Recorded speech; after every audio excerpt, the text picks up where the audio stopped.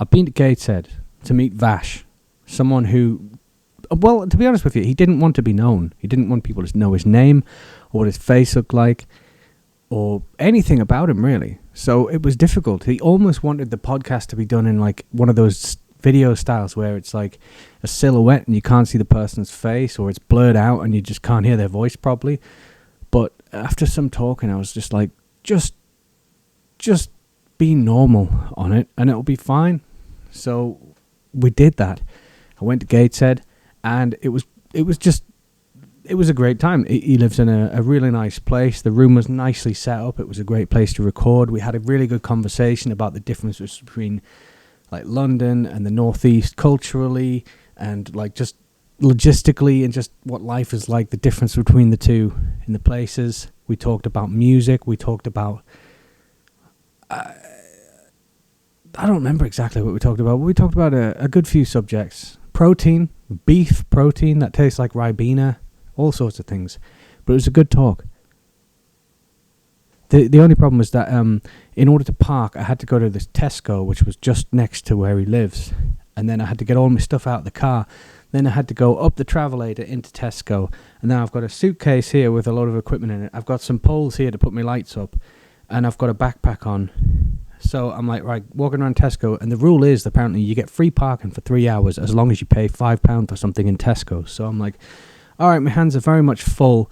And I'm already like 15 minutes late, but I got to go in here and spend £5. And the only thing I could really get with like the last bit of leeway I had in my hands was a bottle of water, which just didn't cost £5. It cost 85 pence. Now I'm glad I got it because I was very thirsty, but it wasn't enough for the parking. So I just sort of then had this bottle of water, and I had to try and take out the sat nav on my phone and use that to navigate to where his house was. And it was just, that was the only nightmare of it. He'd suggested after that, to put everything back in the car, then go to Tesco, then spend £5. So I did that, but it was quite an ordeal where you have to like, you go back with all the shit, and then you go down the travelator again into the car park, put everything in the boot of the car, then come back up the travelator, then into Tesco. Then I got some sushi, which was actually really delicious, and that took us to like £5. And I was like, can I get the ticket for the parking, please? And they're like, oh, you don't need that because it's after 6 p.m. And I was just like, so this was all a waste of time and money. That was the only problem. That's my only gripe about the experience. Apart from that, I had a lovely time, and I think it's a good episode.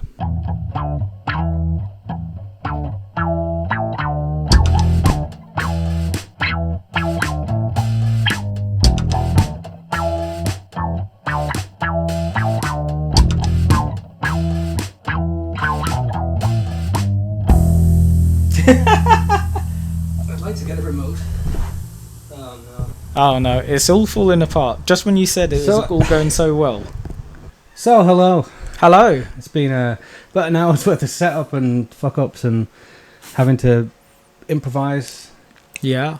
I'm horribly sweaty, which probably looks crazy on camera, but we're here. So what's the deal? So you met Parman.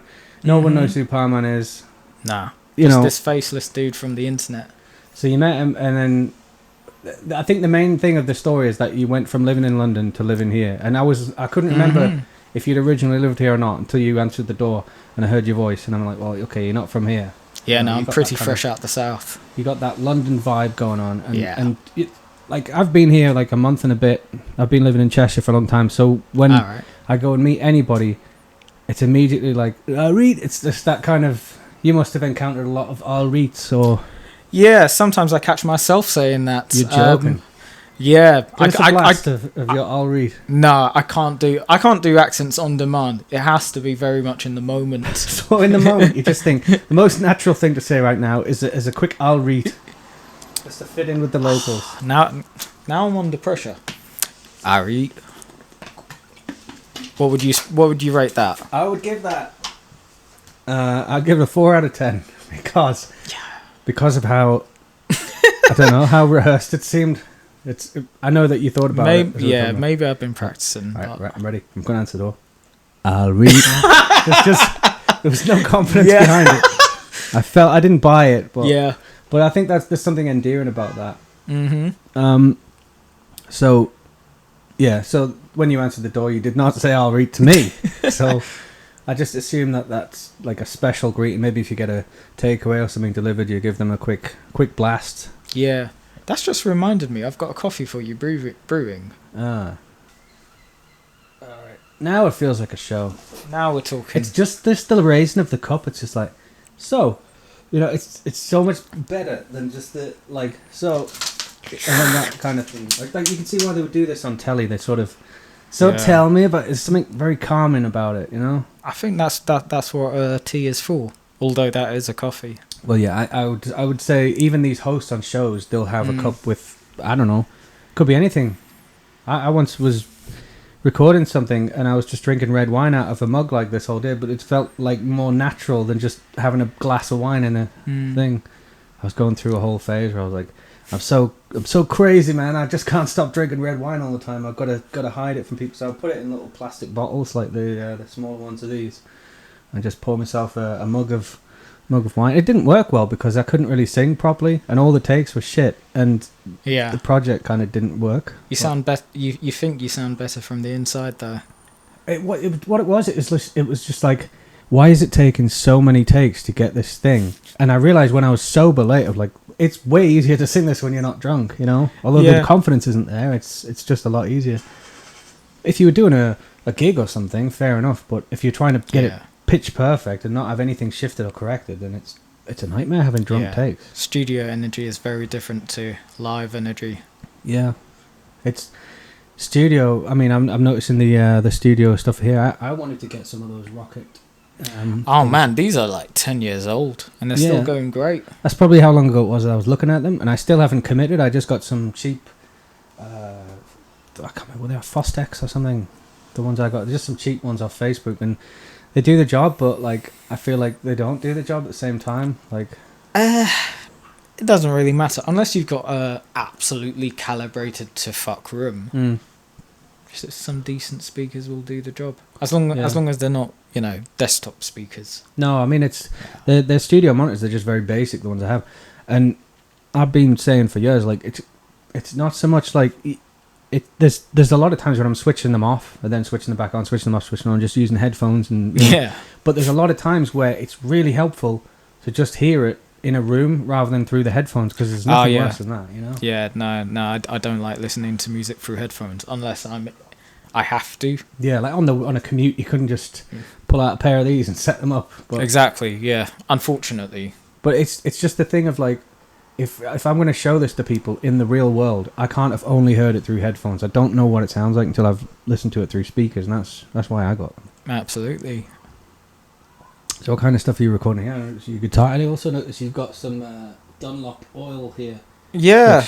You take care of your guitar. You keep the fretboard oiled. Yeah, keep it well lubricated. I've not really been recording much. I did record like a few demo tracks, instrumental, so death metal sort of stuff. Ah, that's what it is. Right. Yeah. I know I don't quite look the part. Well, to be honest, there's a range of people that Palmer has been mingling with. Yeah. All different types of music, and sometimes he's like, I'm really into, what was it, grime? Or like, I'm doing death metal. And I looked at the t-shirt, I was like, I just don't know where to place this guy. Plus you've got the what do you call it? The Les Paul. I was like, well, it's not a death metal signature guitar. No, it isn't, but it does the job. I've got a Jackson Warrior in the bag, but that needs some work doing to it, so it's just been sitting in storage, really.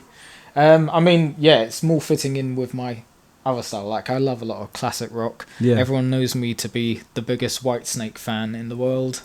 Right, okay. As you may have heard from Bar, but yeah. I mean, it's like... You'd be like myself. I like an eclectic mix of things. Mm-hmm. I guess Palmer does as well. He's just like, I mean, I was going to say he's much more into like if he's pulling up in a car park, it's him coming because it's just like whoa. It's just like really, you never hear anybody else do that. You might hear a bit of fucking Ronan Keating as they pull up in the car park, but with Palmer, it's like it's like the devil himself is coming through the car park or something.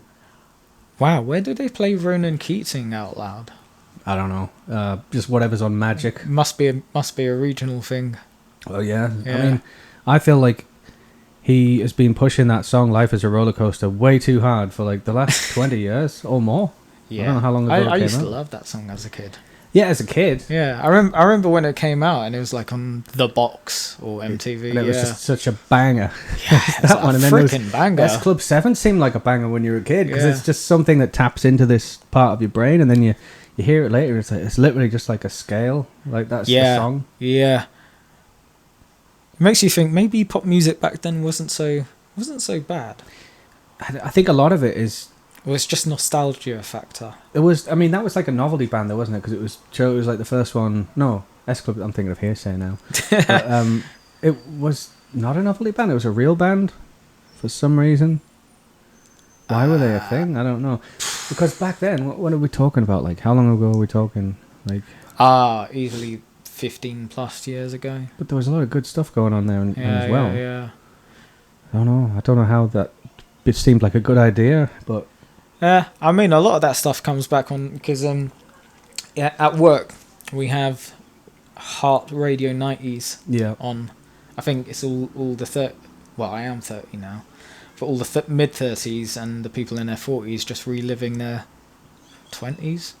Yeah, the 90s gets really fatiguing very quickly. I agree. Yeah, it's like, oh my god, if I hear Pulp one more time, it's like. They'll play a song that everyone's heard. Sorry, not 90s, not 90s, noughties. Oh, noughties, that's the one. Well, the 90s is equally as fatiguing, right? Yeah. But just for them to play Common People, and everyone's heard it a million times, and the guy's like, fucking magical. Just as good as the first time I heard it. It's like, no, I can't fucking take much more of this song. Yeah. It's on every single day. But the noughties even worse. Yeah, no, noughties. It's when... It's the downfall of civilization, in my opinion.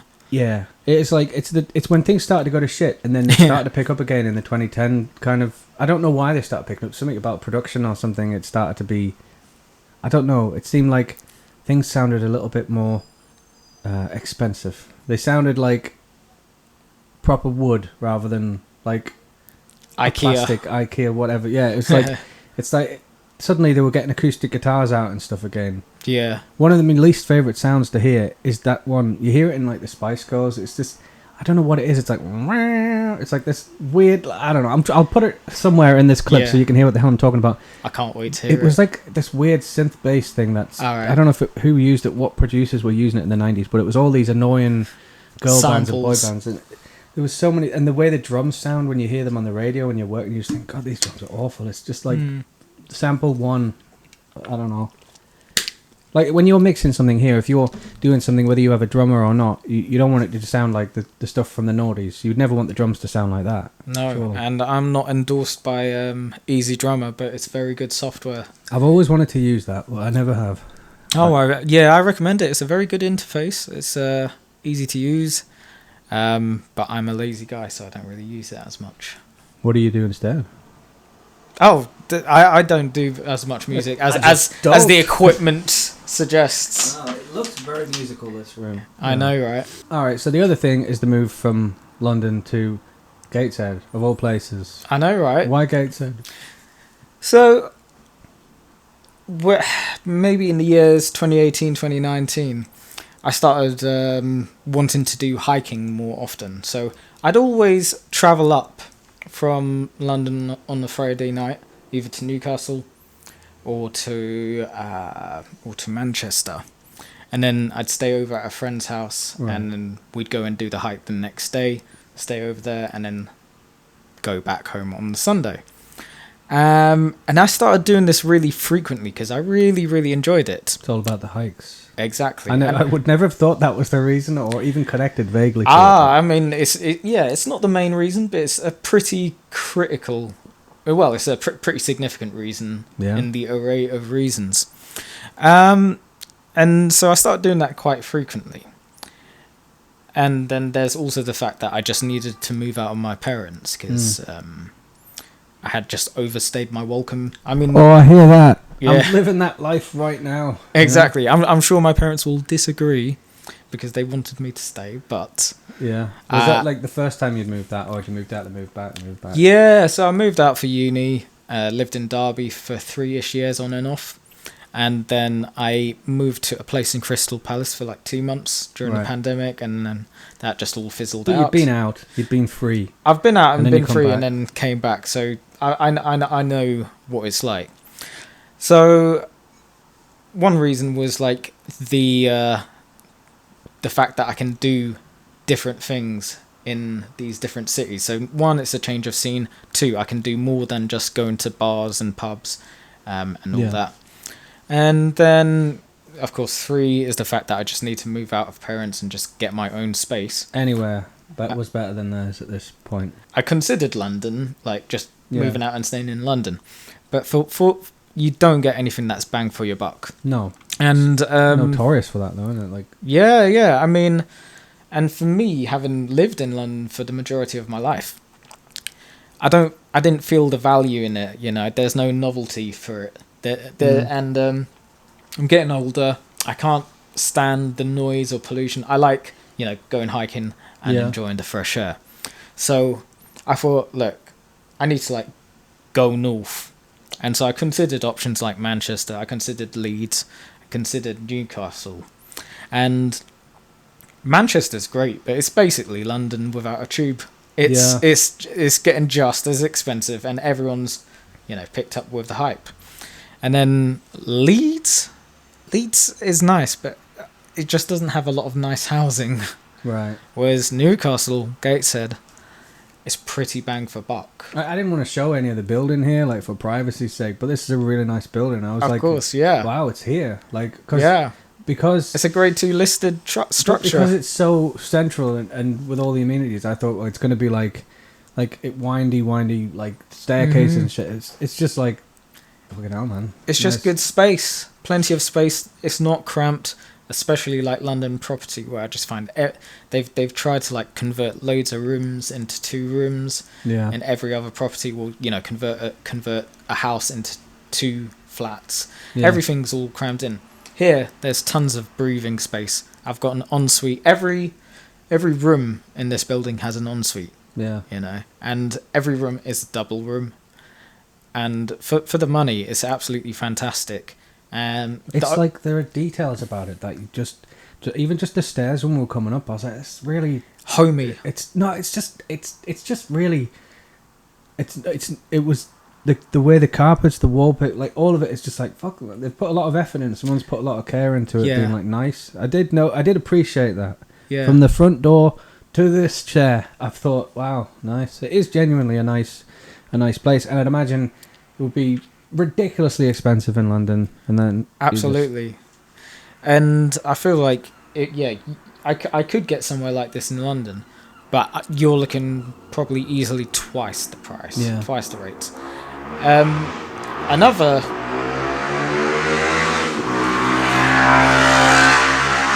I spoke too soon about the noise. There's not a lot of traffic here. Yeah. Compared to London. To be fair, that is the first traffic noise I've seen. I definitely spoke too soon there. But another shattering irony about living here in Gateshead, which I mentioned earlier, is the level of convenience I have with both transport links, general amenities, such as, you know, you got an amazing little thing there with like there was a Nando's and there was like a cinema and shit, as well as the giant Tesco. It's amazing. Where I lived in London, if you wanted to go for a big supermarket shop, you have to walk at least 40 minutes or you know, sit in traffic for 20 minutes. If you want to go to the gym, it's just nothing is close unless you live right next to something. That's the experience of London, is like you can be in the centre of the greatest place in the world and like as London would feel that it is, but you don't have access to any of it without a pain in the ass commute to like, exactly the gym, a gig, or whatever. I mean, but here, especially like, I mean, you got the Gateshead links here, but also in Newcastle and stuff. It's like you just go in town and it's fairly, everything's happening. In London, it's so big, you've got to keep getting on the tube, keep going to somewhere else. Yeah, it can take you as long as 2 hours to get from one end to the other if you want to do Kingston to Tottenham or something crazy like that. Yeah. And again, having done all that, the value wears off. So whenever I wanted to go out in the city, in Camden for a big night out, at the end of the night, there's the dreaded tube back. You got to get a tube and a bus, and that journey in total was always over an hour. that was tolerable when you're 18 to 25. Yeah. After that age, it starts tapering off, and you start passing out on the tube or passing out on the bus. Yeah. Your hangovers get a lot worse. So when you wake up on the public transport, you are dying. You need medical attention, and that's just not a healthy way to be anyway.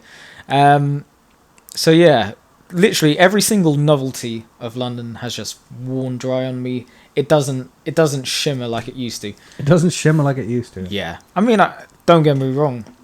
I was in London last week, and I did have a good time. I enjoyed it. It was nice being in the East End, which is the more glamorous part. Whenever they mention the East End in like a Matt Berry type show, like the East End, and it's like all like Victorian times or whatever. It's like, yeah. What does that mean to people that are not from London? I mean, I don't think there's. I do feel like when you hear the word like West End, East End, it has like all these glamorous connotations West to it. End sounds glamorous, but Yeah. East End sounds like EastEnders and the depressing show. I wouldn't say it's depressing in the slightest. It's very hip.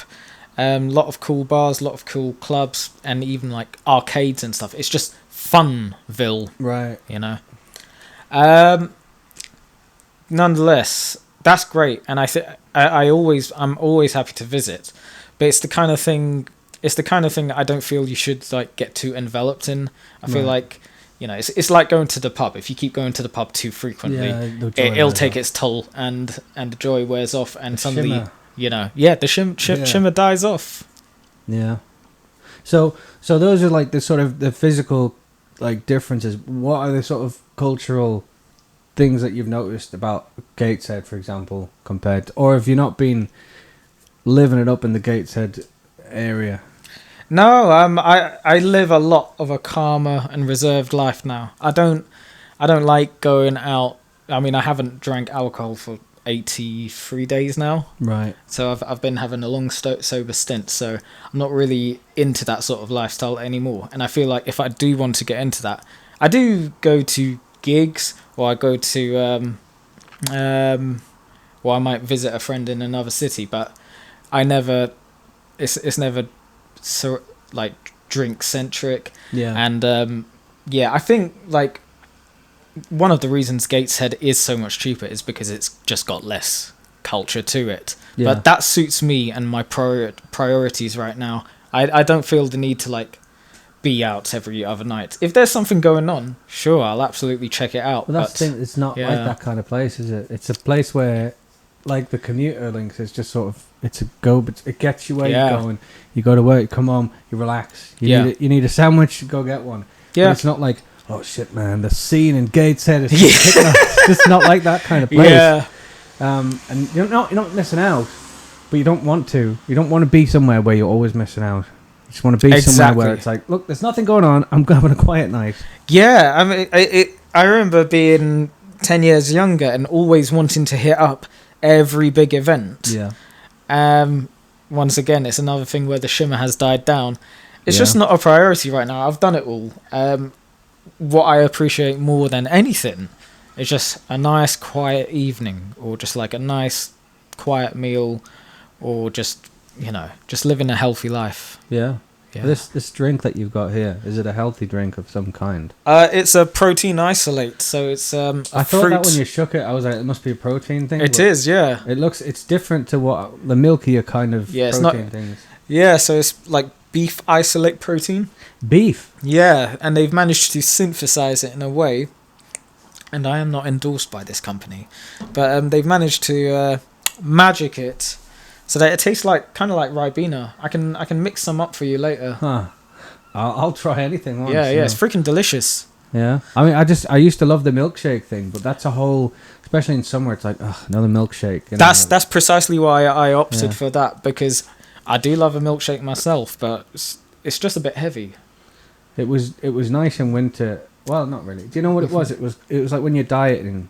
Yeah. The last thing you think you can have is a milkshake. Mm-hmm. So a protein shake seems really appealing. Yeah. And then after a while, it's like, oh god, I can't take it's it tiresome. anymore. Yeah. So that would be much better, really. Yeah, no, I definitely recommend them.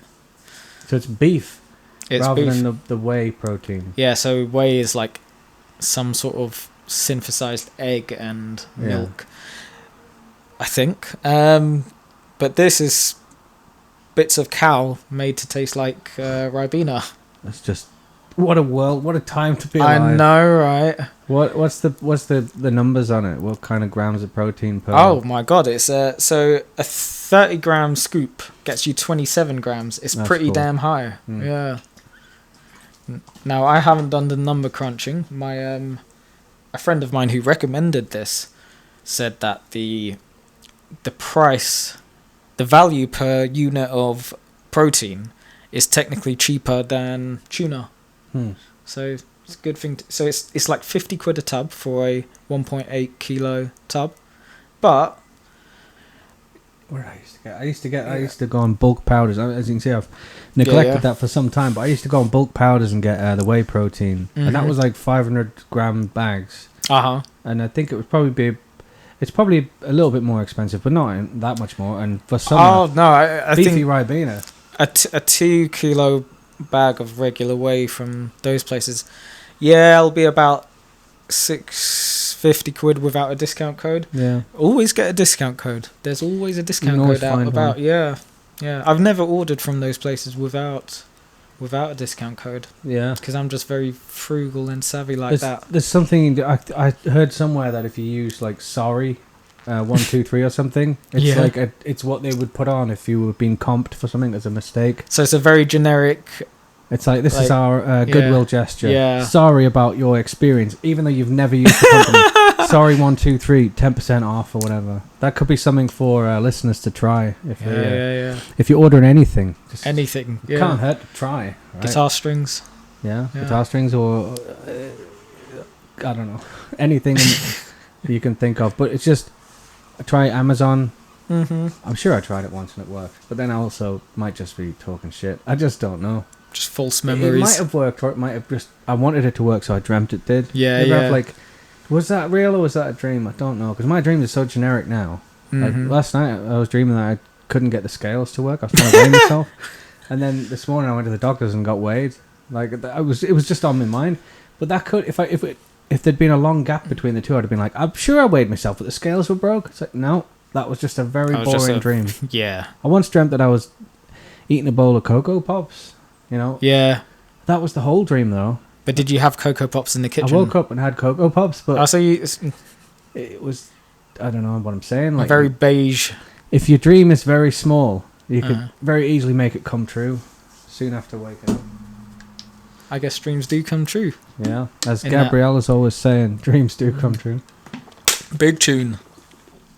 I mean, what else can I say? So Gateshead culturally, it seems to be a lot more laid back, obviously, but if I do want a bit of excitement, there is always, the Usburn Valley just over the river. This is what I like about this place, is if I want something, I can get it. Right. And it's just nice and convenient. I can walk half an hour at tops. Whereas, so you're not doing the car thing, right? No, I'm still in the process of getting a license. It's a bloody nightmare at the moment, ever since COVID. Is it still got delays in getting lessons and stuff? There's just like a surplus of demand for lessons and tests, but there's just not enough examiners. There's not enough instructors either. Right. I've got a couple of friends who want to get their driving sorted. Kind of like me. Provisionals are about to expire, and it's like, wow, 10 years has gone by pretty quick. I've been meaning to drive for 10 years. Yeah, it's just one of those things. Like, I'd really, now that I live in the north, and now that it's got even more value to me, because I don't want to always rely on people to be able to get to national parks. Yeah, you really need a car, and living in London, you never needed a car. That's why we all just put it off. You've set up your life here so that you don't need a car. You'll have always been doing that. Yeah. We did something stupid, really, because I'm the only one that drove when me and my wife, when we were together. Back in the day. Yeah. But she did not think I won't be able to get anywhere without him. And we just chose a house that was like in a place we wanted to live, but we're not thinking of like, oh, you're never going to learn to drive. Okay, that's always going to be a problem. And I mean, I don't think that's the reason the marriage ended, but that was a pain in the arse. And like, it's nice that you've thought ahead in a way. Like you've got a place here that's like still convenient. If you enough. can't get a bus when living here, then there's something very, very wrong. Because like I can see where you could get the bus from. You know, it's well. So. Do you know what's funny, right? Coming from London, where I'm used to buses once every 5 minutes. Over here, like you think there's always a bus passing through here and there, but for each bus service, they only come once an hour, and I'm like, freaking hell. So you either need to like have a ton of free time if you miss your bus, or just have a car. That's why pretty much everyone in the north just has cars. Yeah. Because it just makes so much more sense. There's a lot of journeys that I can do by bus. It takes about an hour. But if I was to drive it, it would be about 15 minutes. Yeah.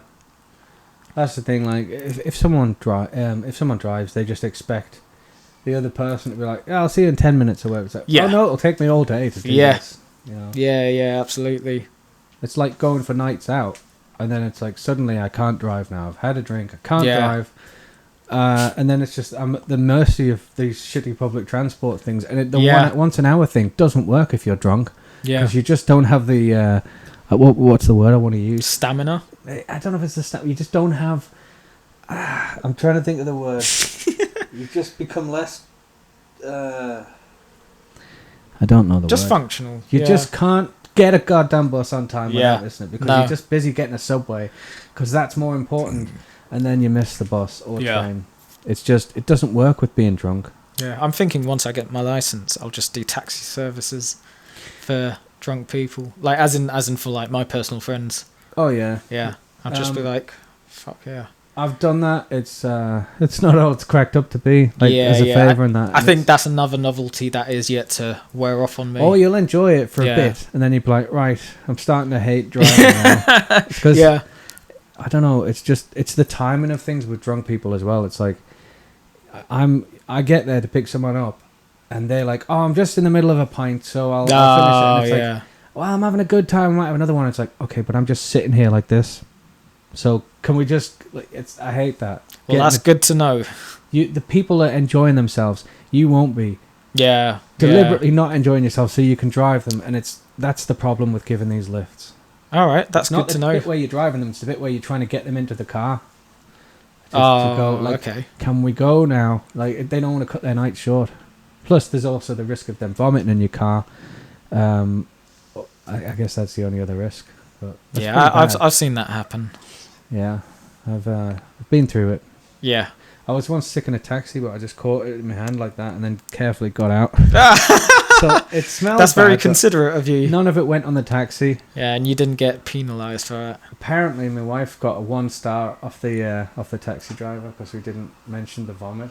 Oh. But it was like, I had to be very gentle about it, just like, I didn't make any sound, and then I was like, all right, this is good here, mate. And then and then they had to get out of the other side and then open the door for me, and I just got out like I was holding a cat or something. Yeah. And then didn't mention it, and I thought, well, we didn't get any on the seats or whatever, so we're all good. But then the taxi driver, the Uber driver, was like, nah, 1 star, that smelled, you know.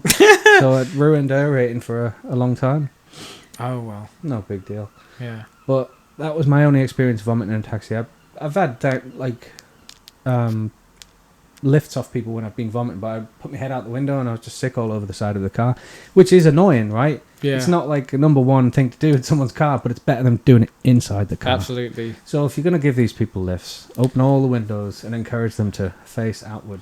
Yeah, yeah. I'm not really talking you into this, am I? Like, no, you haven't. Get your license, and then you're going to have a load of people vomiting in your car. Oh, I can't wait. After waiting all night in the pub for them to get their shit together and get out. Yeah. You got a whole life ahead of you of driving, and you're going to love every minute of it. Great, I can't wait. Yeah, it'll certainly take the sparkle off it. What is that the word we were using? Shimmer. The shimmer. The shimmer. Yeah. Will be doused in vomit, you know?